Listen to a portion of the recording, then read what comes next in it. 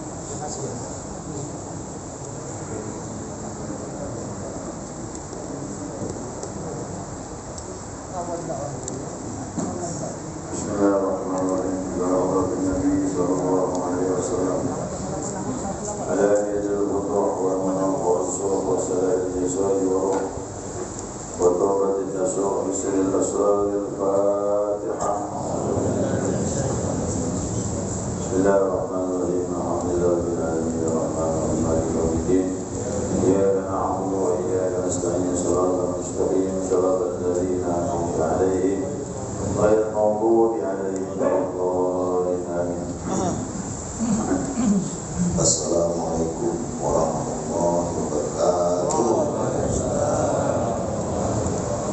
Kelabikan negara kita Kitab Al-Maram halaman 247 hadis nomor 4 hadis nomor 3. Sekali lagi halaman 217 hadis nomor 547. Wa an Umar radhiyallahu anhu qala nahan Nabi sallallahu alaihi wasallam an lubsil hariri. Nabi kata Rasulullah,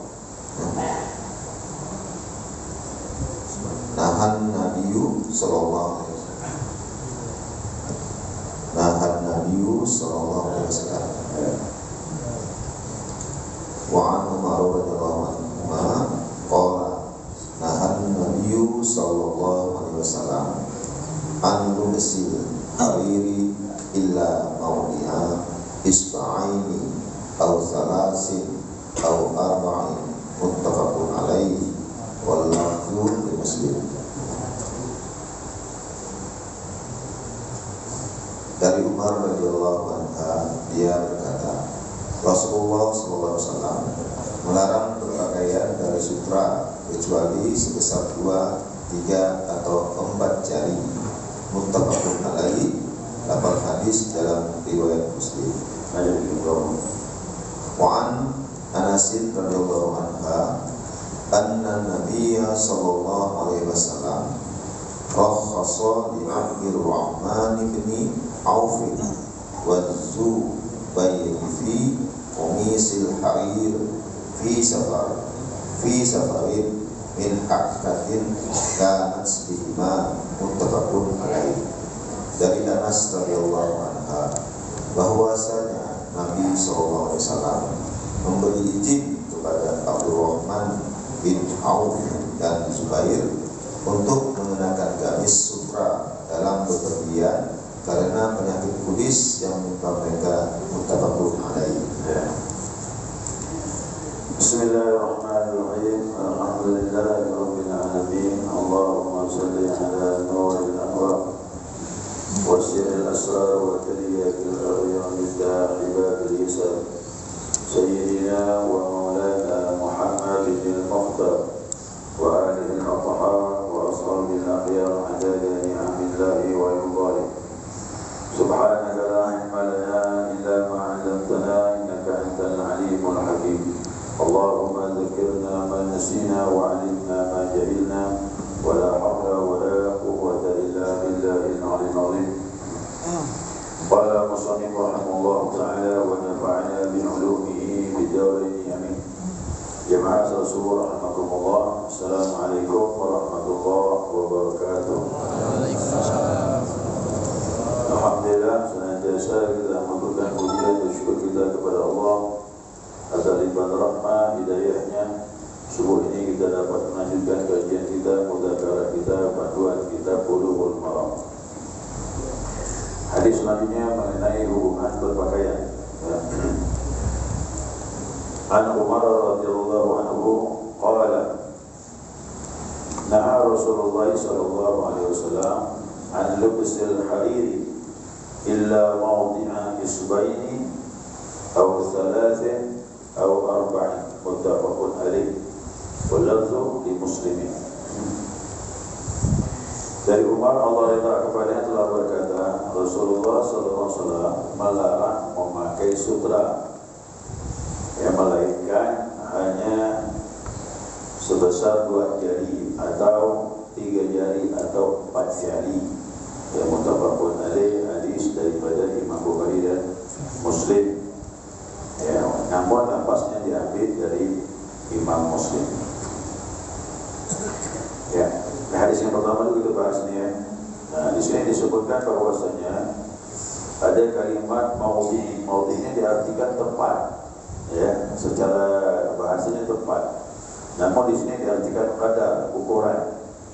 Ya, diartikan ukuran. Rasulullah melarang memakai sutra, ya, secara umum sutra haram, melainkan maudhi'a isbain, melainkan kadarnya 2 jari. 2 jari begini lah ini. Ya, lemparnya seperti ini. Ya, dibilang au thalathin atau 3. Kalimat au di sini diartikan variasi, boleh juga 3 jari. Lebih lebar lagi kan.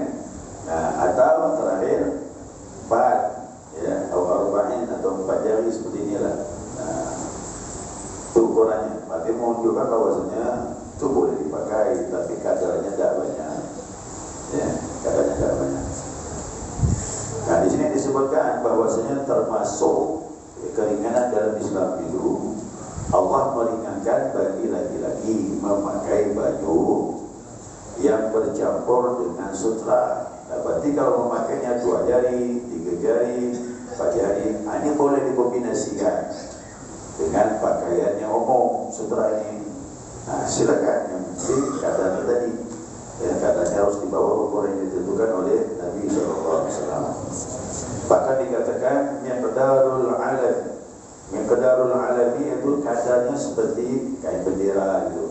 Bendera kan tak ada banyak kombinasi gitu kan. Nah, silakan.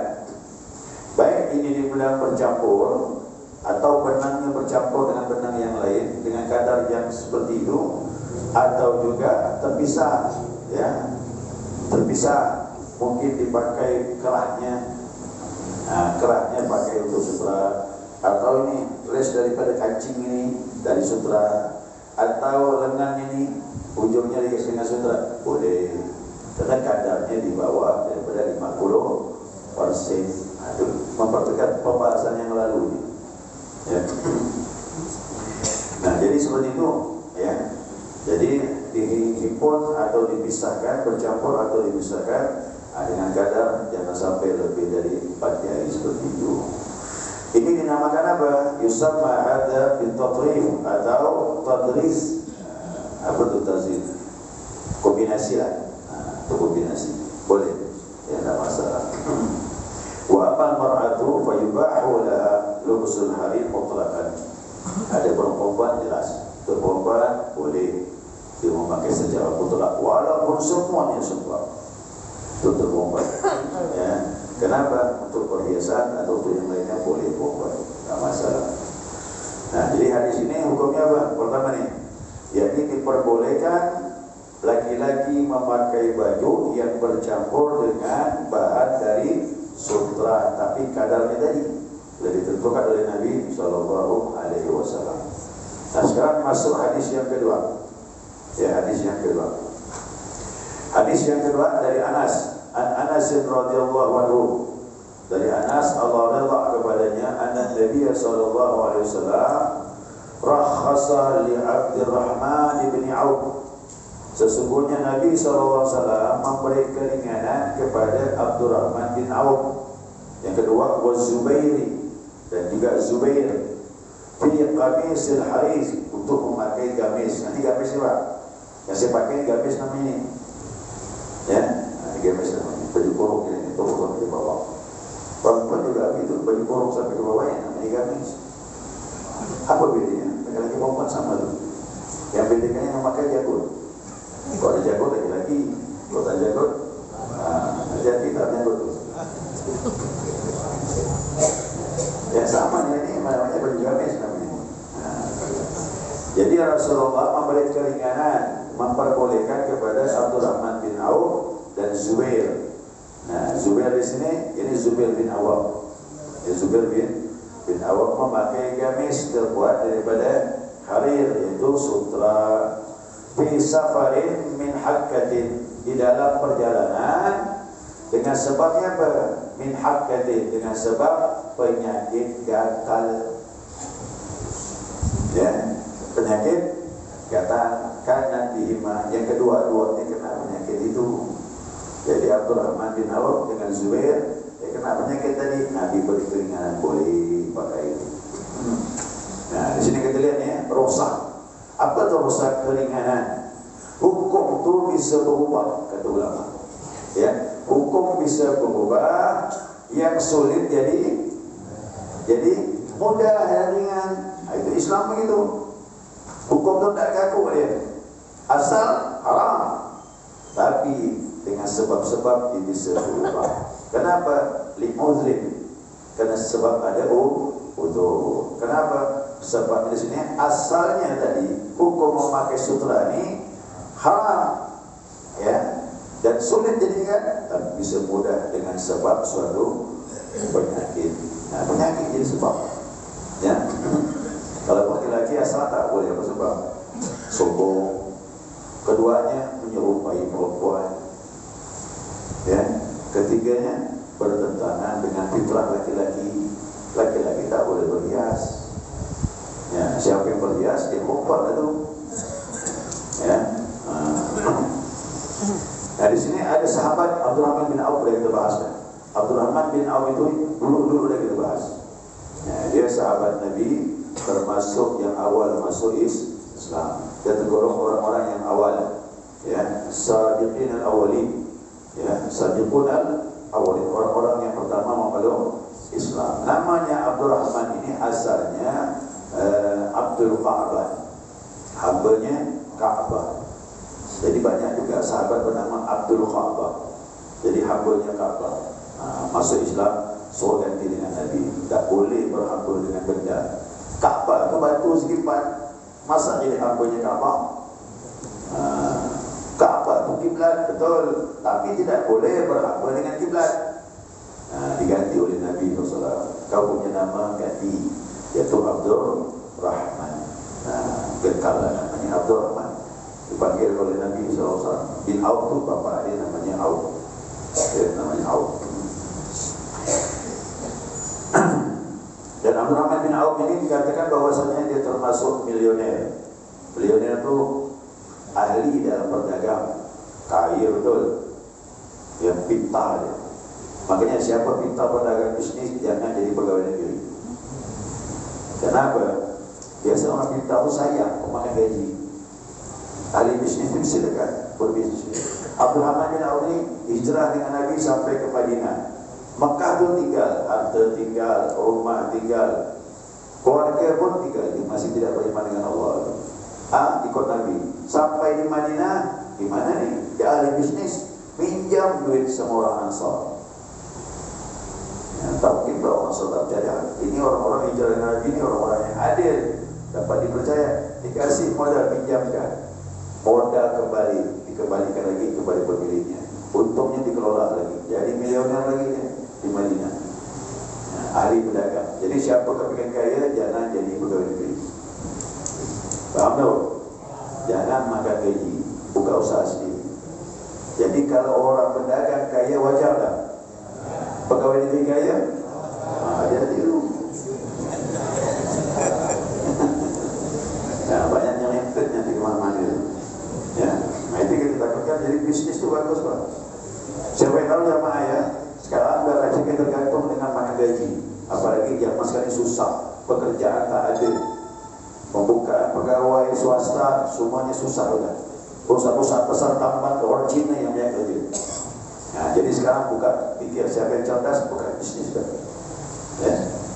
InsyaAllah rezeki itu kata Nabi bilang 90% dari berdagang. Mohon maaf ya, itu dagang semua tu. Usaha apa pun dagang. 10% itu tadi pegawai itu kerja di istana, dulu istana, sekarang di pemerintahan. 90% dari bisnis berdagang kata Nabi. Ini kita kejar yang 10%. Nah, padahal 90% itu terbentang rezeki dari Allah SWT. Ya, saya doakan mudah-mudahan kalau begitu semua otak bisnisnya. Kalau berdagang, kenapa? Kalau bisnis itu kayu, enak Pak. Kita tak ada beban, kita ahli berdagang.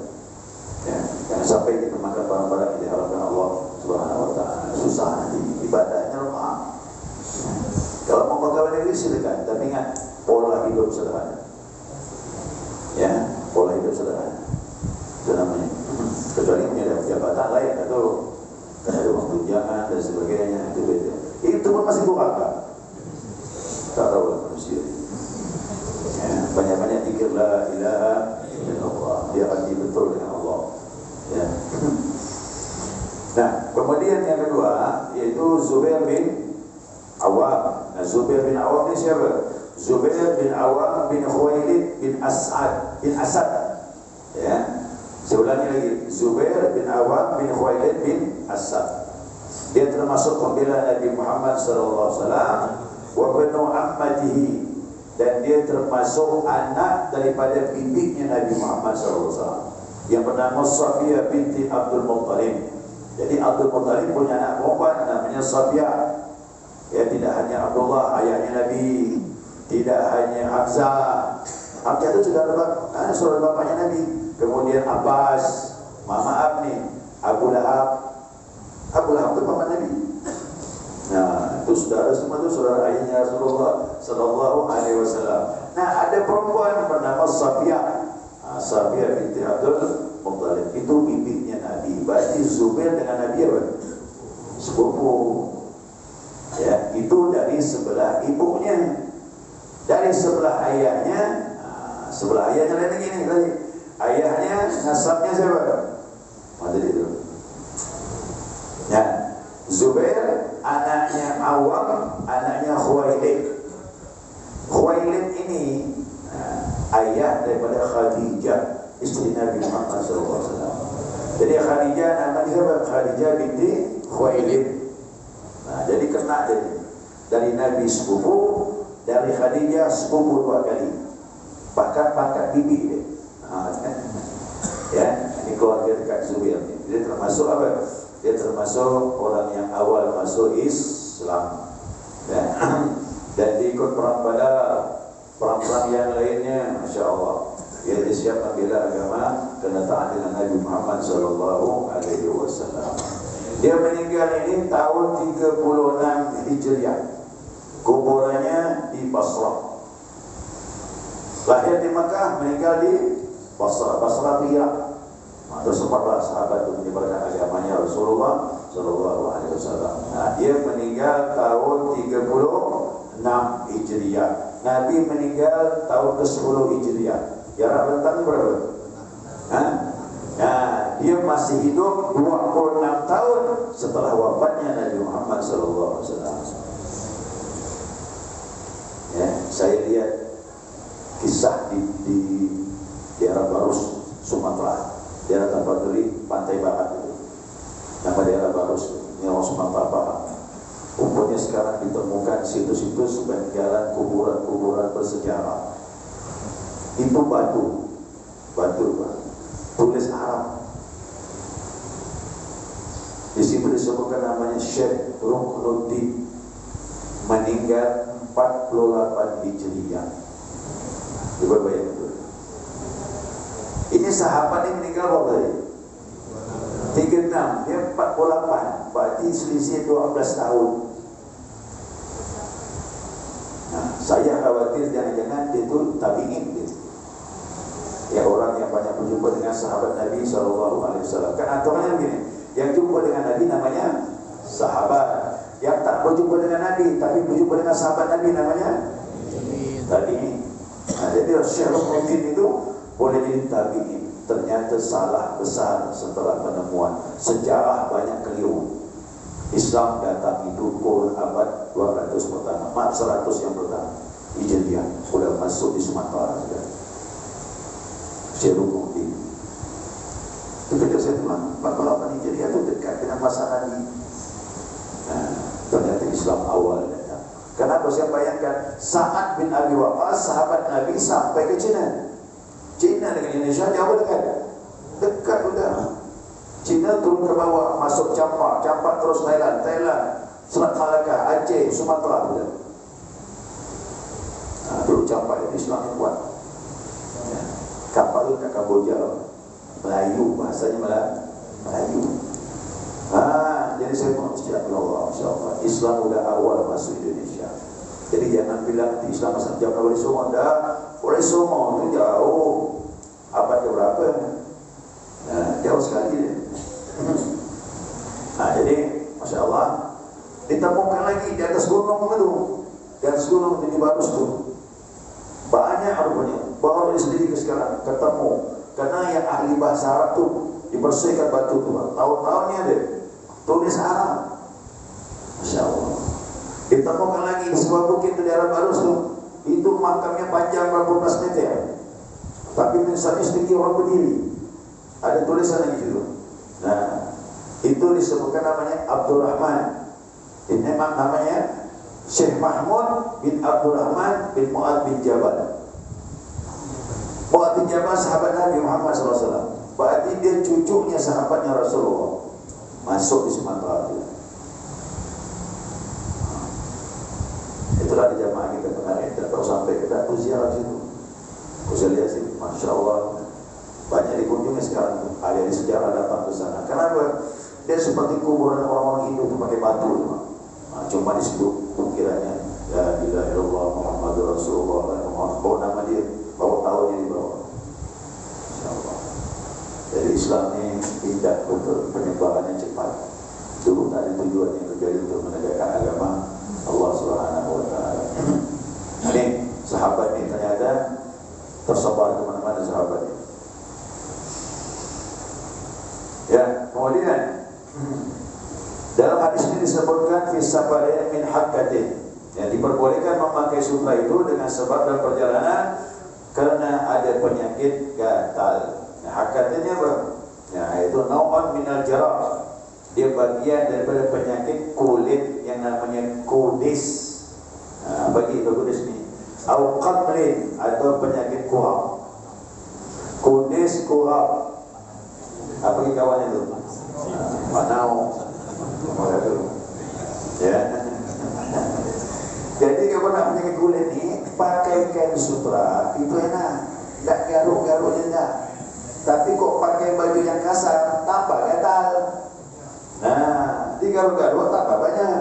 Kena sutra ada enak. Maka diizinkan Nabi Muhammad SAW. Jadi Islam itu Masya Allah indah sekali. Jadi keterangan apa? Nah, jadi keringanan bagi dalam Islam meringankan seseorang memakai sutra, seorang laki-laki yang asalnya haram menjadi boleh kerana ada penyakit. Ya, kerana ada penyakit. Nanti perempuan tak masalah dah. Perempuan secara mutlak ada penyakit, tak ada penyakit. Ya, untuk perhiasan, untuk yang lainnya boleh bagi perempuan. Tak masalah. Ya Allah Allah. Jadi kesimpulan apa dua macam ini? Nah, memakai kadarnya jangan lebih dari 50%. Yang kedua, diperbolehkan memakai sutra ini dengan sebab ada penyakit, kerana sutra itu bisa menolak timbulnya penyakit ini atau bahkan bisa menahan rasa gatal dan sebagainya. Wallahu a'lam. Ini pendapat Imam Syafi'i dan Imam Ahmad bin Hanbal. Boleh pakai sutra kalau ada penyakit. Tapi Imam Malik, Abu Hanifah mutlak mengatakan tak boleh. Ada penyakit, tak ada penyakit, sama saja, haram gitu. Itu dia. Tapi kita ingat, kita ikut imam kita, Imam Syafi'i rahimahullah ta'ala. Baik jamaah, segera cukup. Pendek ada sini dua-dua ini. Melengkapi kajian yang kemarin. Ya, ada pertanyaan, silakan. Baik Ustaz. Assalamualaikum warahmatullahi wabarakatuh. Waalaikumsalam warahmatullahi wabarakatuh. Ini laki-laki tidak boleh haram atau haram dari memakai sutra. Ya. Dikarenakan boleh penyakit. Bagaimana ini?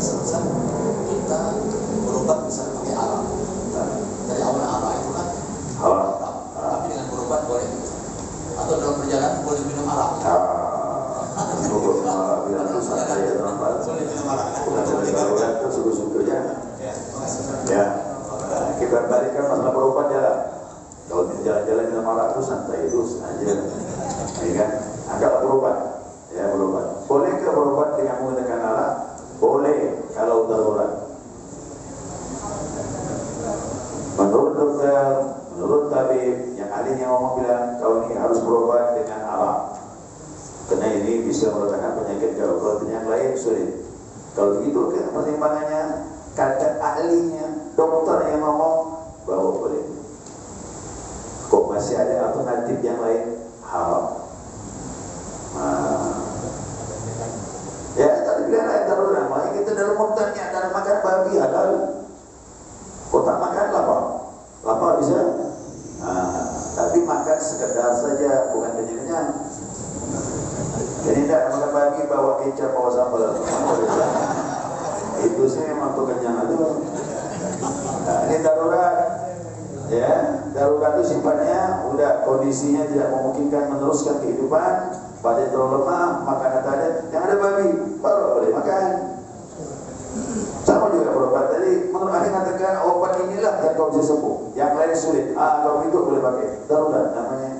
Tapi kalau masih ada obat yang lain, ada alternatif yang lain, tak boleh. Nah, ini kadang-kadang kita meringan-ringankan, akhirnya susah mau salah. Kenapa? Pakai alat. Pergi ke singsang pakai alat. Mau sholat kan Ustaz? Bersihkan dulu. Gimana? Bersihkan dulu. Mau sholat alat namanya.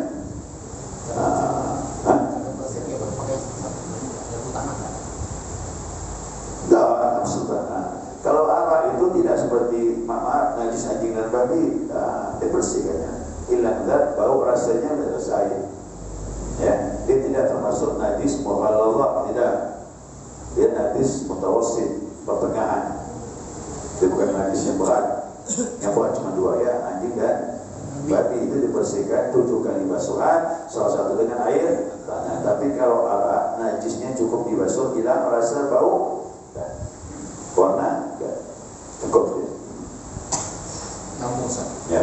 yang mana misalnya orang pergi ke dukun atau tabib, dia udah berubah kemana sampai Singapura, kemana ke Thailand, kemana-mana gitu. Dokternya udah mampu kan. Tapi kata orang ada dukun di situ atau tabib di situ bisa obat, baik Ustaz. Gimana Ustaz? Ya ke dukun kalau ada betul cara tak masalah. Dukun tak Ustaz. Dukun ini memang susah juga. Kalau dukun berbuat syirik tak boleh. Tapi kalau darurat boleh. Sama kalau darurat, silakan darurat. Ya. Ini cerita ni. Boleh cerita. Nah, tapi pengalaman. Ada seseorang ini mengawinkan anaknya.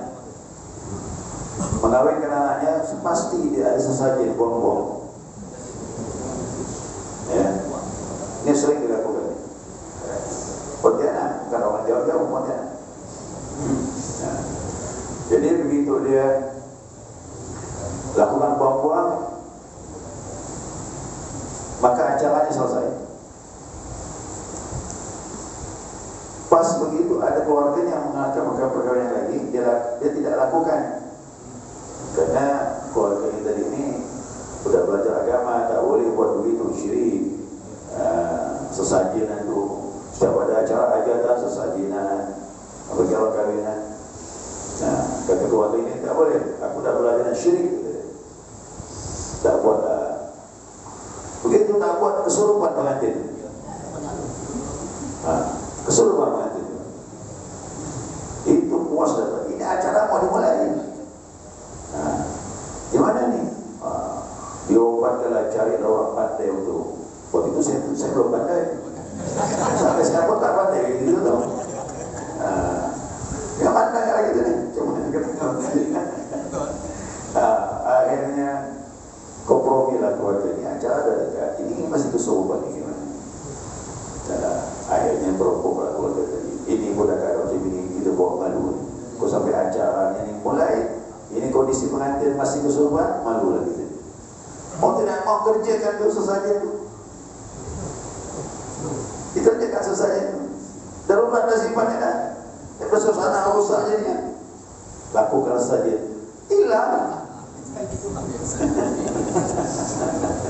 Hilang. Jadi melakukan ini sifatnya darurat, tak ada pilihan lagi kan?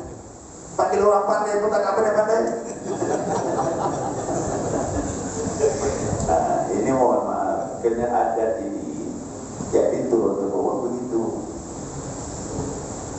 Jadi Bapak Ibu, kena dimanjakan dia begitulah dia. Kalau tak dilakukan dia nagih, tuan nagih, minta dia, mana ni? Biasanya pakai. Apa sekarang tak pakai? Masuk dia ke badan pengantin tu. Itu suruh pula. Tapi kalau teman-teman ditinggalkan, tak salah. Saya ini dari sebelah mak ni, ada Bugis, ada Banjar, banyak adatnya. Kau sebelah apa tu? Mohon maaf, Bugis sama Arab ada. Kau sebelah mak ni ada Banjar, ada Bugis, Jawa pun ada. Dia campur tu.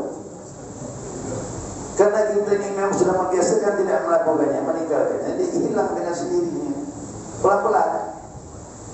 Tapi kalau ini dibudayakan, ya begitulah. Sulit tu. Itu namanya darurat. Sudah tak ada pilihan lagi kan? Sudah rusak acara mau dimulai, pengantin masih kesurupan. Gimana ni? Mau lakukan. Setelah itu pelan-pelan gitu. Itu kadang-kadang ada budaya tu yang ada hubungan dengan kebiasaan ini, budaya-budaya. Ya. Yang ini sekarang saya lihat kayaknya agak berat dibuang sama sekali, belum bisa dituntaskan. Ya, belum bisa dituntaskan. Ya. Jadi sekeluarga mak saya itu ada anak Bugis, kawin sama orang Teluk Batam.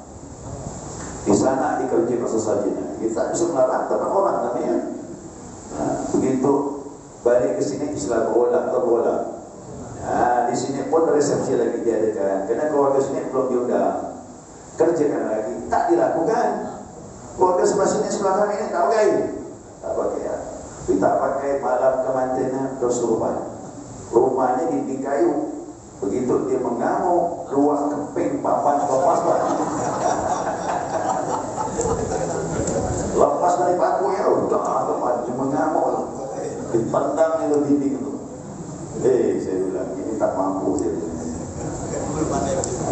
Itu kok tak mau dikerjakan lah. Jangan. Ini susah juga. Tapi pelan-pelan bisa.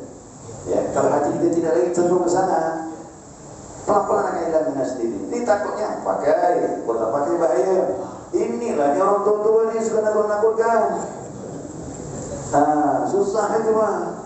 Kalau tak pakai nanti bahaya katanya. Kalau tak mau nanti cukup pakai. Ya. InsyaAllah pelan-pelan di sini nanti. Yang penting hati kita bersatu dulu bersama. Ya Allah wa'alam. Ada lagi yang lain? Okay.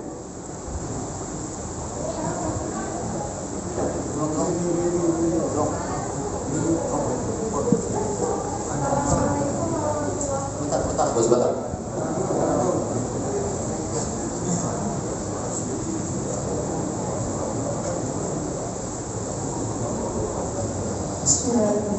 Assalamualaikum warahmatullahi wabarakatuh. Waalaikumsalam warahmatullahi wabarakatuh. Ustaz, bagaimana dengan pakaian batik yang biasa katanya semi sutra itu dipakai sama laki-laki untuk undangan itu gimana Ustaz? Ya, saya pun belum menyelidikinya semi sutra.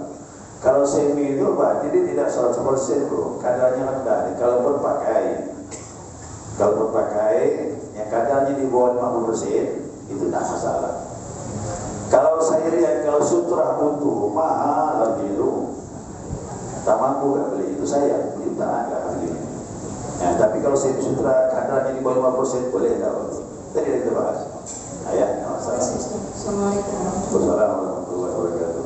Ya, jemaah sekalian, sebelum saya tutup, informasi ya dari panitia pembebasan lahan untuk parkir rumah pengajian Al-Jawahir, dana yang terkumpul semuanya 94 ya, sudah masuk 27% ya dari yang kita butuhkan. Alhamdulillah ada demikian. Demikian mudah diberkahi Allah SWT insyaallah. Baik, subhanakallahumma wa bihamdika asyhadu an la ilaha illa anta astaghfiruka wa atubu ilaik. Allahumma shalli ala Muhammad.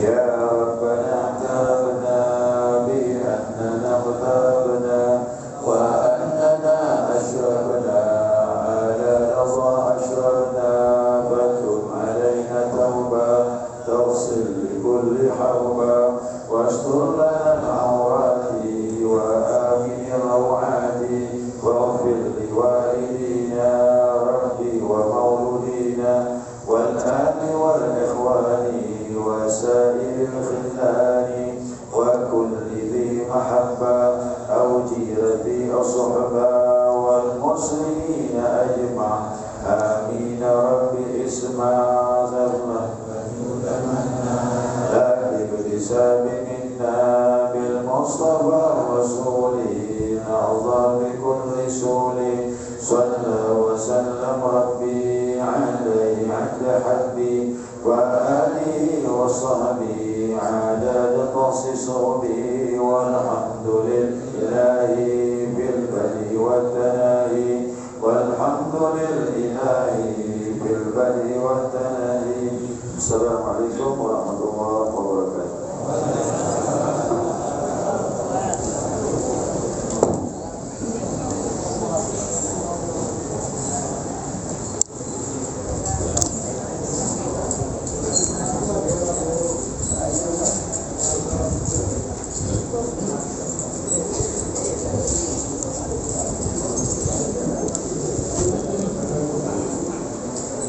Terima kasih Bapak, Ibu-ibu, saudara-saudara yang telah mengikuti live pagi ini.